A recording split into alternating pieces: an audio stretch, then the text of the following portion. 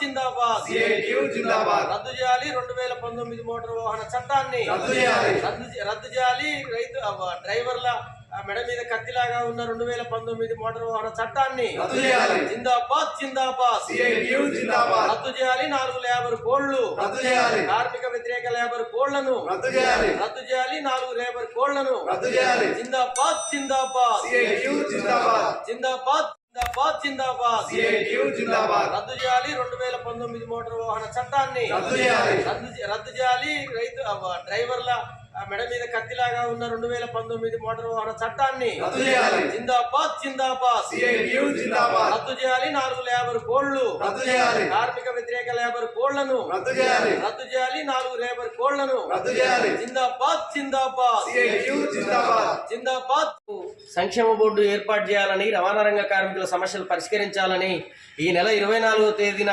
మొత్తం దేశంలో ఉన్న రవాణా రంగ కార్మికులు పెద్ద ఎత్తున చలో పార్లమెంట్ నిర్వహిస్తూ ఉన్నారు.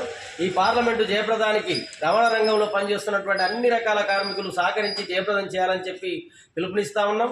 ఏళ్ల తరబడి రవాణా రంగంలో పనిచేస్తున్నటువంటి కార్మికులు దేశ జాతీయ ఉత్పత్తిలో మొత్తం ఉపాధి కల్పిస్తున్న దాంట్లో పెద్ద ఎత్తున రవాణా రంగ కార్మికుల పాత్ర ఉంది. కానీ వీరికి ఏ రకమైన సంక్షేమ పథకాలు లేకపోవడం వల్ల తీవ్రమైనటువంటి ఇబ్బందులు గురవుతా ఉన్నారు. అందుకనే కేంద్ర ప్రభుత్వాన్ని డిమాండ్ చేస్తూ ఉన్నాం. ఈ దేశంలో ఉన్న కోట్ల మంది రవాణా రంగ కార్మికుల సంక్షేమానికి తక్షణమే వెల్ఫేర్ బోర్డును ఏర్పాటు చేయాలని చెప్పి డిమాండ్ చేస్తూ ఉన్నాం. అదేవిధంగా రవాణా రంగ కార్మికులకు ఈరోజు కనీస వేతనం ఎక్కడ అమలు కావడం లేదు. 26,000 కనీస వేతనాన్ని అమలు చేయాలని చెప్పి కూడా ఈ సందర్భంగా కోరుతా ఉన్నాం. అదేవిధంగా ఈరోజు లేబర్ కోడ్లు తీసుకొచ్చింది కేంద్ర ప్రభుత్వం.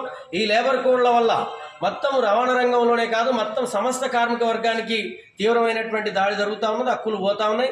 కాబట్టి లేబర్ కోడ్ల రద్దు, సంక్షేమ బోర్డు, భారత న్యాయ సంహిత చట్టం వల్ల కూడా అదేవిధంగా 2019 మోటార్ వాహన చట్టం వల్ల కూడా రవాణా రంగ కార్మికులకు తీవ్రమైనటువంటి నష్టం జరుగుతుంది. కాబట్టి ఈ కేంద్ర ప్రభుత్వం అనుసరిస్తున్న రవాణా రంగ కార్మికుల వ్యతిరేక విధానాలను నిరసిస్తూ ఈ నెల 24లో జరిగే పార్లమెంటుకు కార్మిక వర్గం పెద్ద ఎత్తున హాజరై జయప్రదం చేయాలని చెప్పి పిలుపునిస్తా ఉన్నాం.